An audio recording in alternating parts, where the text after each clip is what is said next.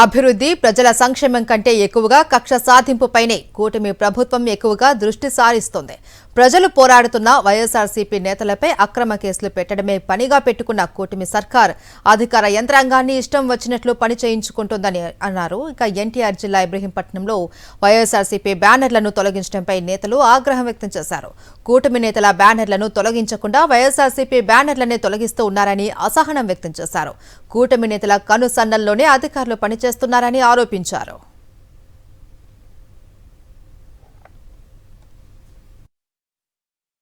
అభివృద్ధి ప్రజల సంక్షేమం కంటే ఎక్కువగా కక్ష సాధింపుపైనే కూటమి ప్రభుత్వం ఎక్కువగా దృష్టి సారిస్తోంది. ప్రజలు పోరాడుతున్న వైఎస్ఆర్సీపీ నేతలపై అక్రమ కేసులు పెట్టడమే పనిగా పెట్టుకున్న కూటమి సర్కార్ అధికార యంత్రాంగాన్ని ఇష్టం వచ్చినట్లు పని చేయించుకుంటోందని అన్నారు. ఇక ఎన్టీఆర్ జిల్లా ఇబ్రహీంపట్నంలో వైఎస్ఆర్సీపీ బ్యానర్లను తొలగించడంపై నేతలు ఆగ్రహం వ్యక్తం చేశారు. కూటమి నేతల బ్యానర్లను తొలగించకుండా వైఎస్ఆర్సీపీ బ్యానర్లనే తొలగిస్తూ ఉన్నారని అసహనం వ్యక్తం చేశారు. కూటమి నేతల కనుసన్నల్లోనే అధికారులు పనిచేస్తున్నారని ఆరోపించారు.